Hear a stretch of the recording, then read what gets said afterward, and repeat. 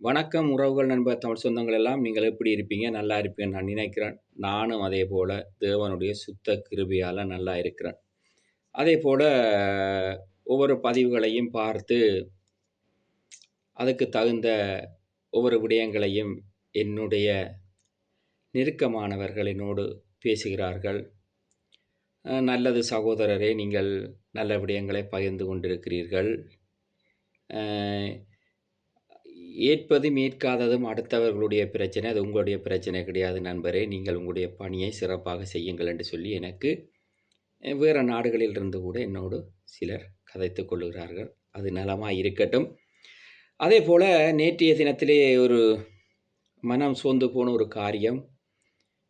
வேலையிடத்தில் விறுவிறுப்பாக வேலை ஓடிக்கொண்டிருக்குது. சரியாக 8:40 மணி அளவிருக்கும். என்னுடைய செக்ஷன் வேறு, எனக்கு பக்கத்தில் வேலை செய்கிறவருடைய செக்ஷன் வேறு. அப்படி பிரிவாக தான் எங்களுடைய வேலைகள். வேலை செய்து கொண்டிருக்கும் பொழுது அடுத்த பக்கத்தில் 2 வேலை செய்தவருக்கு ஒரு ஃபோன் அழைப்பு வருகுது. அவர் ஸ்பெயின் நாட்டை சேர்ந்தவர். ஃபோனை எடுத்து கதைக்கும் பொழுது தாயாருக்கு எதிர்பாராத விதமான வருத்தம் என்று சொன்னால் அது காட்டை தாக்கி காலொன்றை தாக்கி உடனேயே ஆம்புலன்ஸில் ஹாஸ்பிட்டலுக்கு கொண்டு போய் விட்டார்கள் என்று சொல்லி அங்கிருந்து தகவல் வருது. அவருக்கு வயது ஒரு 29 வயது வரும். நல்லவர்.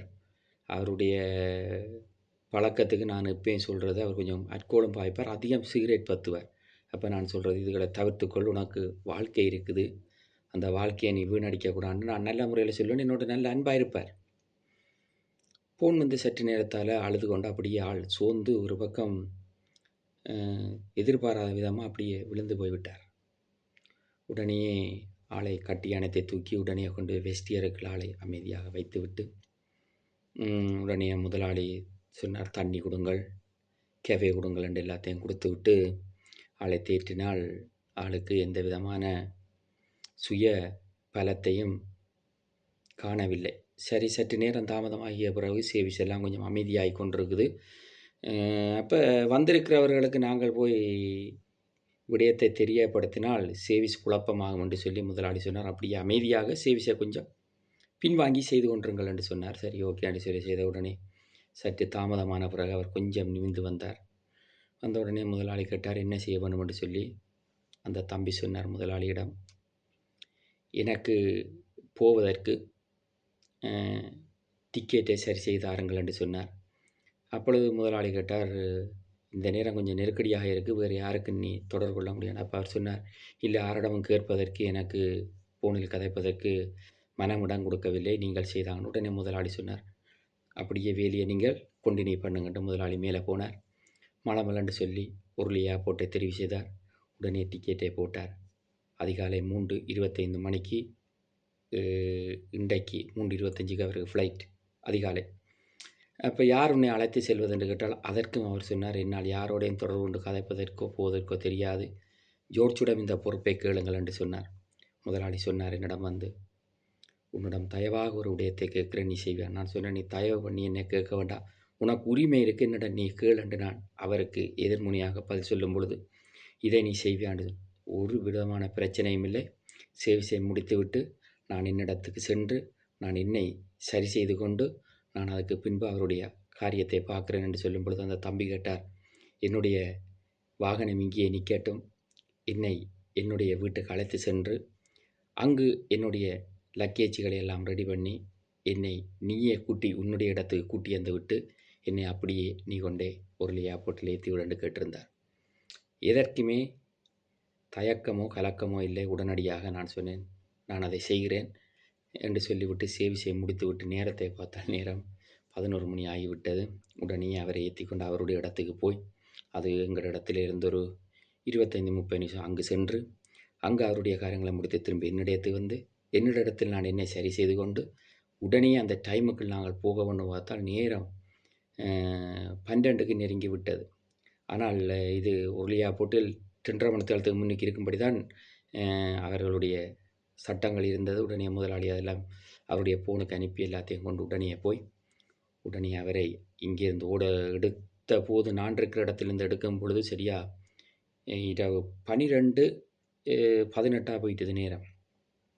உடனே ஓடி பிடிச்சி போய் ஆளை கொண்டு போய் கிளியர் பண்ணி அவரை நல்லபடியாக உருளியா போட்டில் விட்டு கேட்டேன், நீ சுகவலமாக போய் விடுவியான்னு கேட்டேன். என்னை அப்படியே கட்டி அணைத்து முத்தமிட்டு கண் கலங்கி கொண்டே அவர் ஃப்ளைட் ஏறினார். அப்போ நான் சொன்னேன், உனக்கு இதை குறித்து நீ கவலைப்படாத, உன்னுடைய தாயாரை தேவன் தேற்றுவார், தேவன் உன்னை சுகப்படுத்துவார் என்று சொன்னேன். உடனே நான் சகோதரர் அருள் பிரதருக்கு அடித்து சொன்னேன், பிரதர் வேலை இடத்தில் நிற்கிறேன், இப்படி ஒரு சம்பவம் ஆகிவிட்டதுக்காக பாரப்பட்டு ஜெபிங்களேன்ட்டு. ஊழியர்களிடம் நாங்கள் வேறு எது கேட்போம், ஜெபிக்க சொல்லி கேட்போம், ஏதாவது எங்களுடைய மனபாரத்தான இறுக்கத்தை அவர்களிடம் பேசுவோம், ஏனென்று கேட்டால் அவர் தேவனிடம் அறிக்கையிடுவார்கள் என்று சொல்லி அவர்களிடத்தை சொல்லும் பொழுது அவர் சொன்னார், சரி நான் அதை செய்கிறேன் என்று சொன்னார். அவர் நெங்கிந்த நல்ல பிள்ளை, அவருடைய தம்பியும் சரி அவரும் சரி என்னுடைய இதயத்துக்கு ஏற்ற பிள்ளைகள் அவர்கள் ஊழியம் வளர வேண்டும் என்று நான் உண்மையிலேயே தேவனிடத்தில் பாரப்பட்டு ஜெபிக்கிறேன். அதை தேவன் ஆசீர்வதிக்க வேண்டும் அவருடைய ஊழியங்களை. அவர்களுக்கு சொல்லிவிட்டு இவரை கொண்டு போய் அங்கு இறக்கி போய்கொண்டிருக்கும் பொழுது இவருக்கு அந்த தாக்கம் தாங்க முடியாமல் என்னிடம் கேட்டார், பிரெஞ்சில் தானே கதைப்பார், நண்பனே நான் ஒரு போத்தில் புர்கா வைத்திருக்கேன் குடிக்க. நான் தயவு செய்து சொன்னேன், என்னுடைய காரில் நீ சிகரெட் பத்துவதோ அல்கோல் பாய்ப்பதோ நிறுத்திக்கொள், இது என்னுடைய உயிரோடு கலந்ததோ ஒன்றுதான் என்னுடைய வாகனம், அதுக்கு நீ எதுவும் செய்ய வேண்டாம், ஆனால் நேரம் மட்டுமட்டா இருக்குது, உன்னை எங்கேயோ ஒரு இடத்தில் நிறுத்தி உன்னுடைய அந்த தாகத்தை தீர்த்து விட்டு உன்னை கூட்டி செல்கிறேன் என்று சொல்லி அதுக்கு பின்பு கொண்டு போய் அவருடைய காரியங்களை எல்லாம் முடிக்க தேவன் கிருபை செய்தார். காலையில் வேலையிடத்துக்கு சென்று விட்டேன். சரியாக 8:30 மணிக்கு என்னுடைய வேலை தொடங்கிவிடும். வேலையிடத்தில் நிற்கும் பொழுது முதலாளிக்கு எங்களுக்கெல்லாம் ஃபோன் செய்து அவர் கதைக்கும் பொழுது தாயினுடைய ஒரு கால் இழுக்கப்பட்டு விட்டது, மற்றும்படி சுகமாயிருக்கிறார், ஜோர்ஜ் உன்னை என்னுடைய அம்மா பார்க்க வேண்டும் என்று சொல்லி வீடியோ காலில் வந்தார்.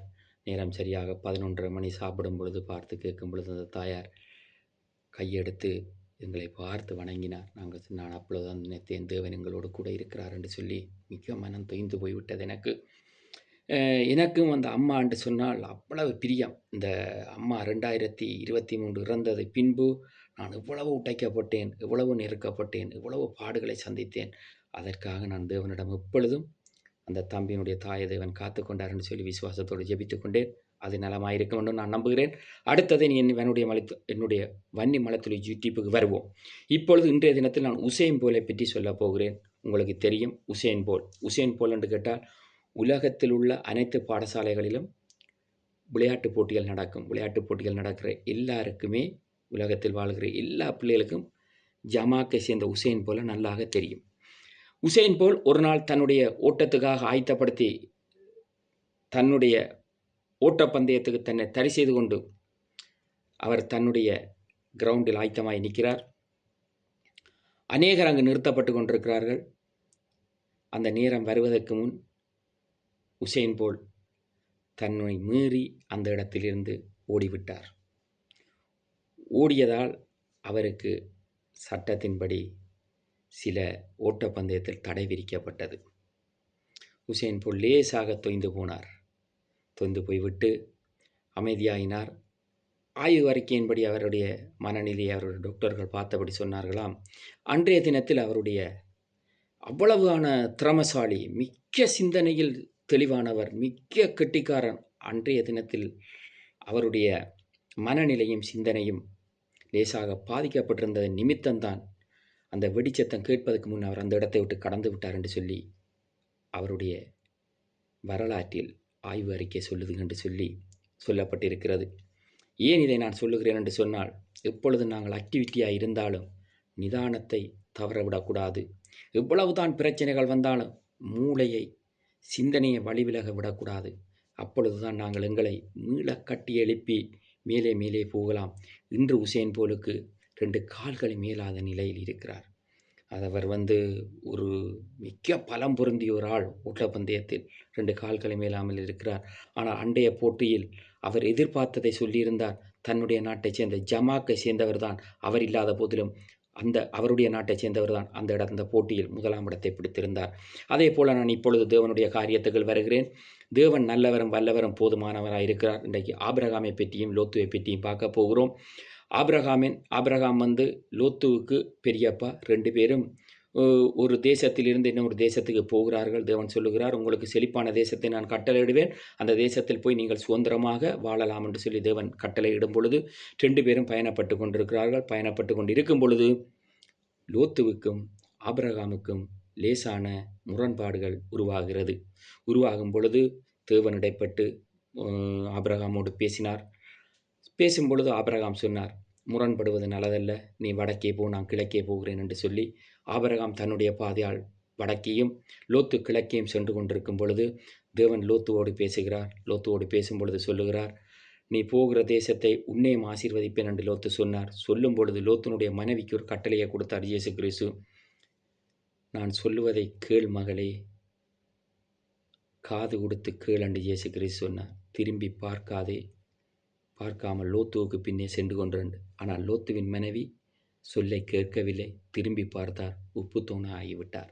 அதற்கு பிறகு லோத்து போன தேசத்தை தேவன் ஆசீர்வதித்த பிறகு என்ன நடந்தது என்று சொல்லி தேவ பிள்ளைகளுக்கு, வேத பாதகர்களுக்கு எல்லோருக்கும் தெரியும். ஆபிரகாம் அதுக்கு பிறகு எப்படியாக ஆசீர்வதிக்கப்பட்டார், எப்படியான விதத்தில் ஆபிரகாம் வாழ்ந்தார், எப்படி ஆபிரகாமோடு இயேசு கிறிஸ்து இருந்தார் என்று உங்களுக்கு நல்லதே தெரியும்.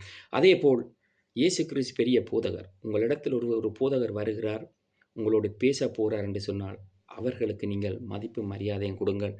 அவர்கள் சொல்லுவதை காது கொடுத்து கேளுங்கள். எல்லாமே உங்களுக்குத்தான் தெரியும் என்று சொல்லி நடந்து கொள்ளாதீர்கள். நானும் கூட அநேகரை பார்க்கிறேன், அநேகரோடு பழகிறேன். எல்லாமே எனக்கு தெரிந்து விட்டது என்று சொல்லி சொல்லுவது கிடையாது. எல்லாரும் சொல்லுவதை நான் கேட்பேன். சரியான விடயங்களை எடுத்து அதன்படி நடப்பதற்கு நான் முயற்சி செய்வேன். அதே போல் வன்னிமலைத்துளி யூடியூப்புக்கு வாருங்கள், சப்ஸ்கிரைப் பண்ணுங்கள், பெல் பட்டனை அமர்த்துங்கள், உங்களுடைய பலத்த ஆதரவை தாருங்கள். அதே போல் என்னுடைய தம்பிமார், என்னுடைய அண்ணன்மார், என்னுடைய நண்பர்கள், என்னுடைய தமிழ் சொந்தங்கள் அனைவருக்காகவும் நான் தேவனுடையத்தில் பாரப்பட்டு ஜெபித்துக் கொள்வேன். உங்களுடைய வீடு வாசல்கள், உங்களுடைய தொழிற்சாபனங்கள், உங்களுடைய இருப்பிடங்கள் எல்லாத்தையும் தேவன் ஆசீர்வதித்துக் கொள்ளும்படியாக உங்களிடமிருந்து விடைபெற்றுக் கொள்கிறேன். உங்கள் அன்பு என்ற நன்றி, வணக்கம்.